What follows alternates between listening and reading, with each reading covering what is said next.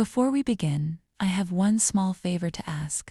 If you enjoy heartfelt stories that make you pause, reflect, and appreciate the people in your life, consider subscribing to the channel.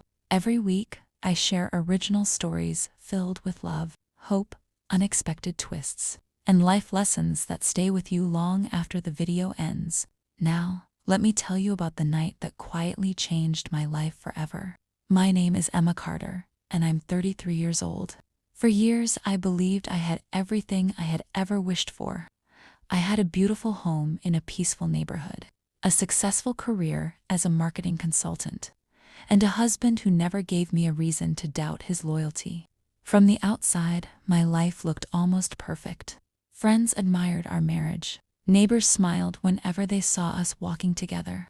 Even my parents often told me how lucky I was to have found someone as dependable as Ethan Brooks. They weren't wrong. Ethan was a genuinely good man. He wasn't the kind of husband who surprised me with expensive gifts or dramatic romantic gestures. Instead, he showed his love in quiet, consistent ways. Every winter morning, he'd warm up my car before I left for work. If I had a stressful week, he'd cook dinner without saying a word. Whenever something broke around the house, it was fixed before I even noticed there was a problem. He remembered birthdays, anniversaries, doctor's appointments, and every tiny responsibility that kept our lives running smoothly. People often told me you found one of the good ones. Every single time, I smiled and agreed. But there was something I never admitted, not even to myself. Somewhere between paying bills, climbing career ladders, and trying to be responsible adults, we had quietly stopped living. Our marriage hadn't fallen apart. It had simply become silent, not an angry silence, not the silence after an argument.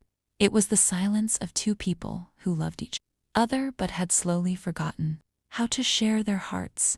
8 years earlier, Ethan and I could talk until sunrise. We dreamed about traveling across America in an old camper van, watching the northern lights together, learning new hobbies, and growing old while collecting unforgettable memories. Those conversations slowly disappeared. Instead, our daily routine became painfully predictable. What time will you be home? Did you pay the electric bill? We need groceries. What should we have for dinner? The conversations weren't wrong, they just weren't enough. The laughter became less frequent. Our spontaneous weekend adventures became shopping trips. Movie nights became evenings where we both stared at our phones while the television played, unnoticed in the background. We weren't fighting. We simply weren't connecting anymore. That's what frightened me the most. It's easy to recognize a broken relationship filled with arguments. It's much harder to recognize one that's quietly drifting apart. Every morning looked exactly the same. The alarm rang at 6:30. Ethan was always awake first, making coffee while reading the morning news. I'd join him in the kitchen, exchange a sleepy smile, kiss him goodbye, and drive to work. By evening, we were both exhausted. Dinner was usually peaceful but quiet. Afterward, we'd sit on opposite ends of the couch. Sometimes nearly 2 hours passed without either of us saying more than a few words. The room wasn't empty, but somehow, it still felt lonely. I kept telling myself this was normal. This was adulthood. Everyone eventually traded excitement for responsibility. Everyone stopped chasing butterflies. Everyone settled into routine. At least, that's what I wanted to believe. Yet every night, just before falling asleep, one stubborn question echoed inside my mind. Is this really happiness? Or have I simply become comfortable with feeling empty? The question refused to disappear. It followed me through meetings at work. It whispered during quiet drives home. It lingered while I folded laundry or washed dishes. The more I ignored it, the louder it became. One rainy Thursday evening, after another ordinary day that already felt forgotten, I collapsed onto the couch with my phone. I wasn't looking for entertainment. I was escaping.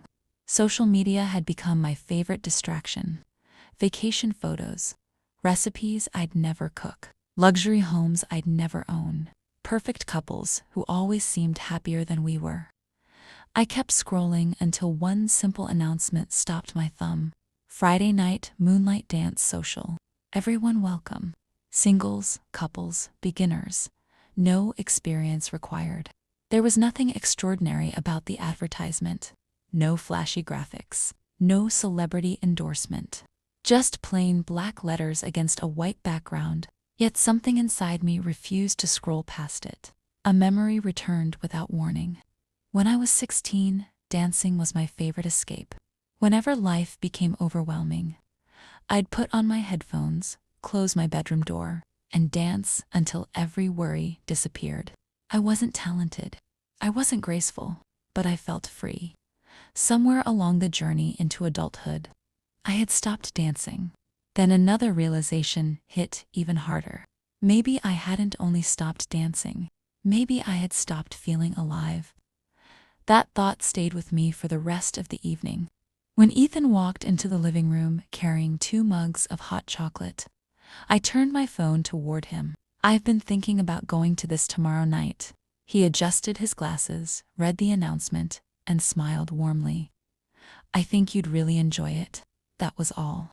He kissed my forehead, handed me the mug, and returned to reading the mystery novel he'd been enjoying all week. His response was kind, supportive, completely trusting, but unexpectedly. It made my heart ache.